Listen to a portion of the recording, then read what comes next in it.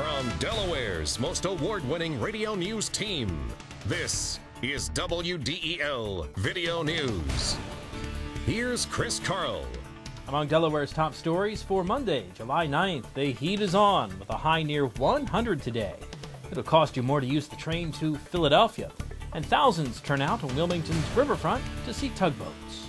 Here are the details. It's been hot the past couple of days, but the early part of your work week will be even hotter and more humid. Today we're going to get the worst of the combination of the two. Temperatures are going to head well up into the 90s toward that century mark, and you're going to combine that with higher humidity, and it's just going to feel absolutely brutal this afternoon. And it looks like tomorrow really isn't going to be appreciably different. And then in between, we're going to have a very warm night tonight, and nobody's going to see temperatures dropping below 70 overnight. Joe says a cold front finally moves into the area late Wednesday or early Thursday, bringing some thunderstorms Wednesday evening.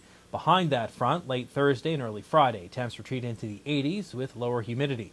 If you have to be out in this heat, doctors caution you to drink plenty of water, take frequent breaks, and wear light-colored, loose-fitting clothing. Also keep an eye on elderly relatives and neighbors whose health could be affected by the heat. Well, fare hikes take effect today for commuters using SEPTA. It's the first increase since 2001. On average, it'll cost riders about 11% more to ride SEPTA's buses, trolleys, subways, and regional rail lines, including the R2, which serves Wilmington and Newark. Transfers between vehicles are also being eliminated as the cash-strapped agency tries to balance its budget. As of today, a weekly pass is now $20.75, up from $18.75 before. A monthly pass is $78, up from $70. For occasional riders, the only thing they're likely to notice is the transfers are being discontinued. The cash fare is still $2, and tokens $1.30 each, but they are sold in packs of 2 or more. SEPTA says it needs to generate $35 million from the increases, as well as an additional $94 million in state subsidies. If that doesn't happen by September, the agency says there will be larger fare hikes, service cuts, and layoffs. Some road work which could slow you down. Details coming up as WDEL Video News continues in a moment. Oh. Is everything okay, ma'am? Not really. I need to ride DART tomorrow to get to work, and I forgot to buy my DART card. I guess I'll have to find a ride. Well, you certainly come to the right place. Didn't you know that Acme now sells DART cards and paratransit multi-trip cards? No, where? They're available at our customer service desk. Getting you there now starts at your 12 Delaware neighborhood Acme markets. DART and Acme have joined in partnership to be your one-stop shopping place for both groceries and DART cards. It's now easier and more convenient than ever to pick up your DART cards with Acme. Your trip on area interstates could be slowed over the next couple of weeks by construction crews. DelDOT says a bridge repair project starts today on I-495 northbound near the Edgemore interchange. The 2-week project will reduce the highway from 3 lanes down to 1 in that area. And in Pennsylvania, PennDOT is continuing its repaving project on 95 in Delaware County. Drivers there should expect nighttime lane restrictions in both directions between the Blue Route and Route 420. Dover City Council meets tonight and could set a date for a special mayoral election. The election is needed to choose a successor to Mayor Stephen Speed, who announced his resignation last week, leaving later this month for a job at Delaware State University. The council is also scheduled to hear from the Charter Review Committee, which is recommending that the city adopt a strong mayor form of government. The change would give the mayor administrative authority over all city departments.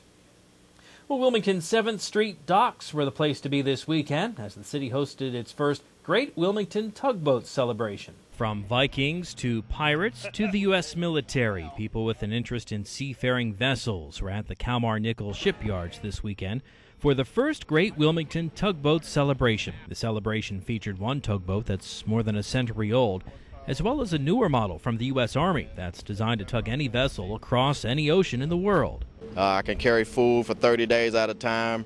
I can make my own fresh water from seawater. And I got a crew of 25. I carry 2 cooks and a medic. So anywhere in the world we can go for 30 days at a time under our own power. The Jupiter is over 100 years old. It was built in 1902. The little Chris, you can hardly see, it's down behind the Army boat, but it was built by Mike Donlan and his father when he was a boy. It was one of the first tugboats in Wilmington, and he's known around the waterfront as Mr. Tug. He's Wilmington Tug. However, not everything was watertight. No, this is a local masonry sand. It came up from Barrett, Delaware, and it's a fine sand. It's got some dirt and clay in it, so it packs pretty good. So, I packed this up in a wooden box, took the box off, and I have this block of sand to carve from. The Phillies head into the All-Star break on a good note. WDEL Sports and your Delaware AccuWeather forecast coming up.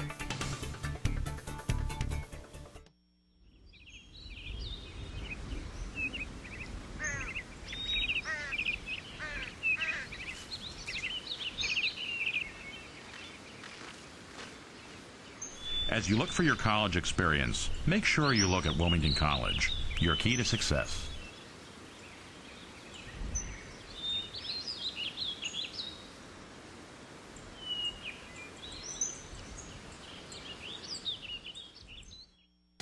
I'm Peter MacArthur. I'm Melanie Armstrong, and here are Delaware's top stories at the top of the hour. The most complete coverage of the news that matters in Delaware. Every weekday morning, 5:30 till 9 on 1150 AM WDEL.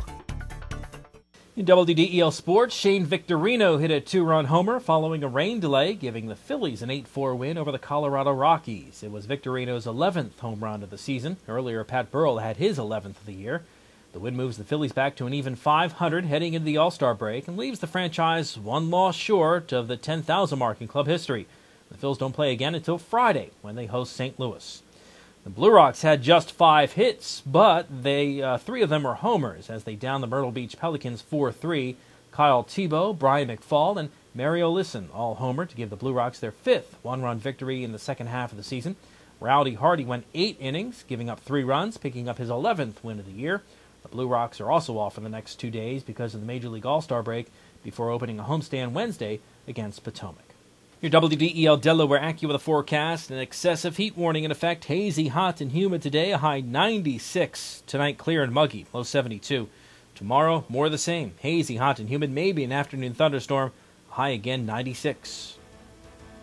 Get news updates throughout the day. Delaware's top stories at the top of the hour on 1150 AM WDEL or anytime right here at WDEL.com, including news video from Delaware and around the world from WDEL and the Associated Press.